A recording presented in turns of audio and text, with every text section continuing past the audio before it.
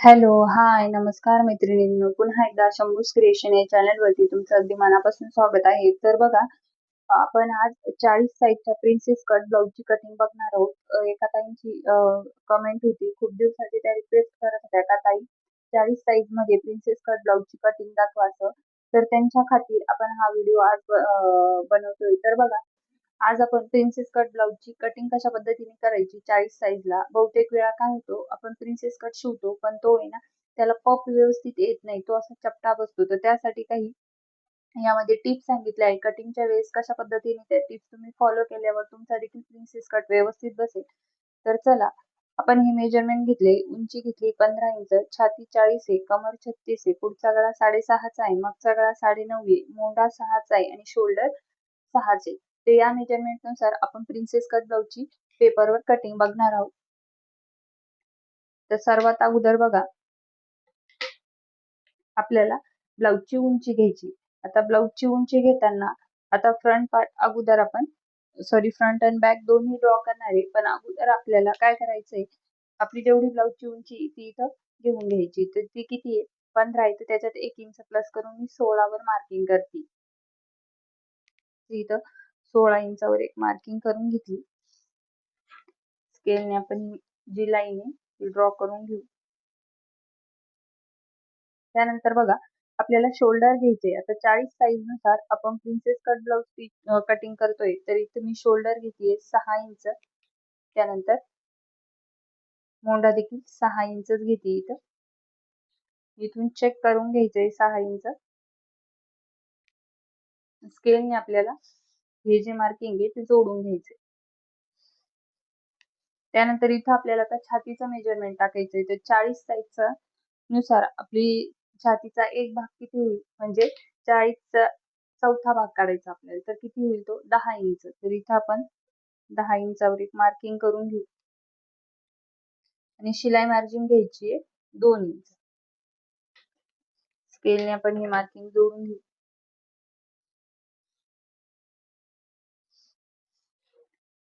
त्यानंतर बघा, आपल्याला आता कमरचं देखील मेजरमेंट घ्यायचंय. तर कमर किती आहे आपली, कमर 36 आहे. तर 36चा चौथा भाग झाला 9 इंच.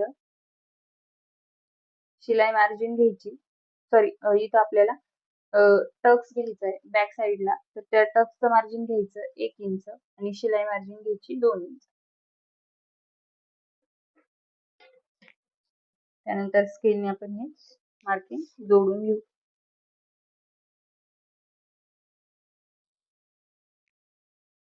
त्यानंतर बघा, आपल्याला इथून मोंढ्याचा आकार देण्यासाठी आता बॅकचा जो मोंढा आहे त्यासाठी 1.5 इंच मार्किंग करायचं आणि फ्रंटच्या मोंढ्यावर 1 इंच मार्किंग करायचं. तर इथे मी मार्किंग करून घेते. एक इंचावर आणि एक 1.5 इंचावर, अशा 2 मार्किंग करायच्या. आणि मोंढ्याचा जो आकार आहे तो इथं आपण ड्रॉ करून घेऊ. तर इथं बघा,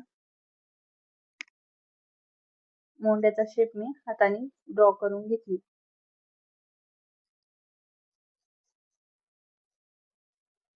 तर दोन्ही जे मोंढ्याचे आकार आहे ते आपण इथे ड्रॉ केले. त्यानंतर बघा, आपल्याला गळारुंदी घ्यायची. तर गळारुंदी आपण घेणार आहे 40 साईज नुसार. गळारुंदी मी इथं 2.5 इंच घेतली. एक 2.5 इंच मार्किंग करायची. त्यानंतर बघा, आपल्याला पुढच्या गळ्याचं मेजरमेंट घ्यायचंय. तर पुढचा गळा आपला 6.5 इंच आहे, त्याच्यामध्ये अर्धा इंच प्लस करून मी 7 इंच मार्किंग करते. आता तुम्ही तुमच्या चॉईस नुसार तुमचा जसा गळा असेल त्यामध्ये तुम्हाला अर्धा इंच प्लस करून मार्किंग करायची. त्यानंतर आपण बॉक्स बनवून घेऊ. पुढचा गळा जो शेप आहे तो राऊंड शेप आहे. इथे मी राऊंड शेप ड्रॉ करून घेते. तुम्ही वेगळा कोणताही शेप जो आहे तो ड्रॉ करू शकता इथे. त्यानंतर बघा, आपल्याला आता प्रिन्सेस कटचा शेप द्यायचा आहे. तर त्यासाठी आपल्याला इथून जी आहे ती मार्किंग करायची आहे 40 साईज नुसार 4 इंच. इथे 4 इंचावर एक मार्किंग केली. त्यानंतर इथून बघा, टेप असा ठेवायचा आणि 10.5 इंचावर एक मार्किंग करायची. आणि इथून आपल्याला 4.25 इंचावर एक मार्किंग करायची. स्केलने अगोदर ही मार्किंग आपण जोडून घेऊ. त्यानंतर इथून आपल्याला 2 इंचावर एक मार्किंग करायची.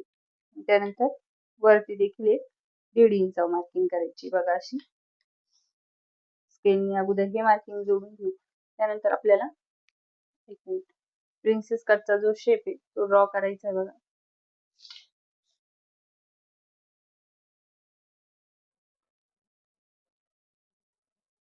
तर मी इथं प्रिन्सेस कटचा जो शेप आहे तो इथं ड्रॉ केलाय.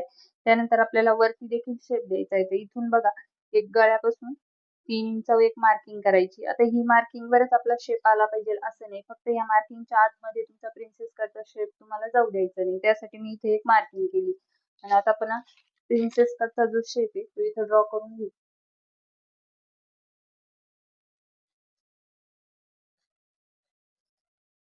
तर बघा अशा पद्धतीने आपण प्रिन्सेस कटचा जो शेप आहे तो इथं ड्रॉ केलाय. या मार्किंग वरच शेप आला पाहिजे असं काही नाही. तर फक्त त्या मार्किंगच्या आतमध्ये इकडे तुम्हाला शेप येऊ द्यायचा नाहीये. तर इकडे गेलं तर काही हरकत नाही. तर शेप देऊन घेतलाय आपण प्रिन्सेस कटचा. त्यानंतर आपल्याला मार्जिन वाढवून घ्यायचंय.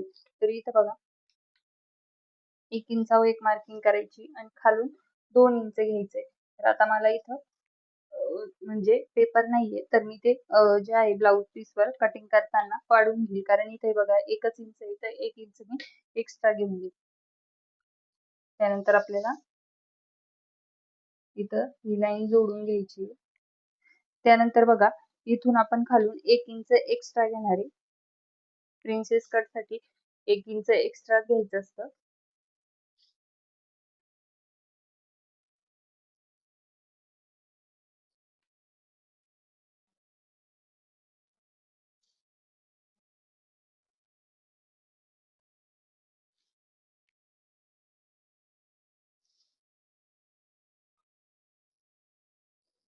त्यानंतर बघा हे जे आपण वाढवलंय ते इकडे आपल्याला ते पास इथे जोडायचंय आणि इकडे देखील बघा हे असं तिरपं जोडून घ्यायचं. आपल्याला फक्त इथंच आपलं जे आहे ते मार्जिन कमी जास्त होतं त्यामुळे आपल्याला इथं हवंय.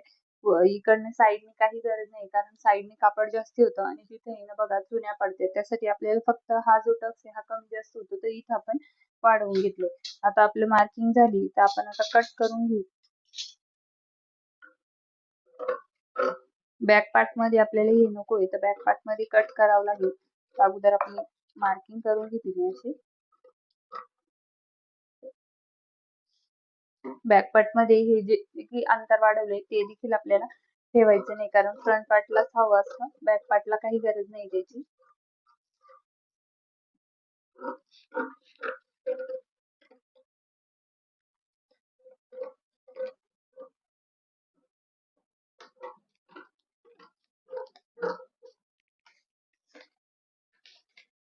तर इथून फोल्ड आहे आता ते कट करून घेऊ आपण अगोदर.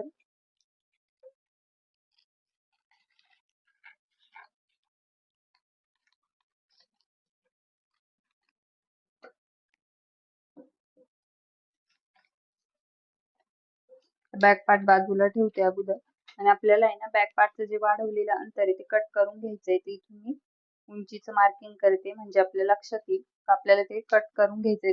फ्रंट पार्टला आपण वाढवलंय ना ते आपल्याला इथे कट करून घ्यायचंय. हे बघा असं. त्यानंतर आपल्याला इकडनं देखील 1 इंच एक्स्ट्रा आहे आपण फ्रंट पार्टला पफ साठी वाढवलं होतं ते देखील कट करून घ्यायचंय इथं.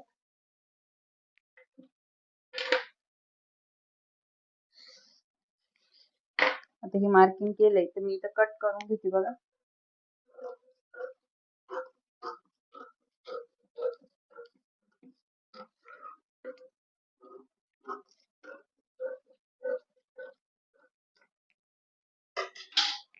बॅक पार्ट तयार झालाय आपला.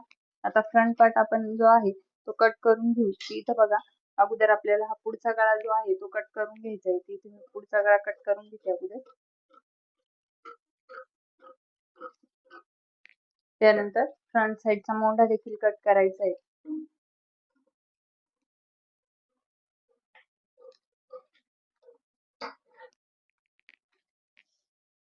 त्यानंतर हा प्रिन्सेस कटचा जो शेप आहे तो आपण इथं कट करून घेऊ.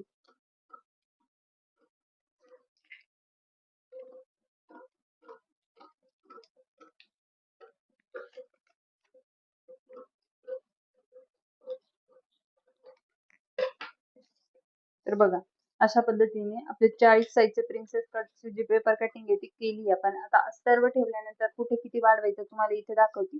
तर बघा इथून तुम्हाला आई पट्टीसाठी अर्धा इंच एक्स्ट्रा घ्यायचंय आणि हे दोन्ही पार्ट एकमेकाला जॉईंट होणार आहे. तर इथे देखील तुम्हाला अर्धा इंच दोन्ही पार्टला एक्स्ट्रा घ्यायचंय. समजलं? त्यानंतर बघा बॅक पार्ट जसा आहे तसाच बंद बाजूकडून ठेवायचा. आता स्लीव कशी कट करायची, मी या अगोदरच्या व्हिडिओमध्ये पण तुम्हाला दाखवलंय का स्लीव कशी कटिंग करायची. जो आपली छातीचा जो चौथा भाग असतो तो टाकायचा आणि स्लीवचा जो शेप आहे तो ड्रॉ करायचा. तो तुम्हाला या अगोदरच्या व्हिडिओमध्ये दाखवलेच आहे. तर चला, व्हिडिओ आवडला असेल तर व्हिडिओ लाईक करा, शेअर करा. आपल्या चॅनलवर नवीन असेल तर चॅनलला देखील सबस्क्राईब करा. भेटूया उद्याच्या व्हिडिओमध्ये. तोपर्यंत बाय.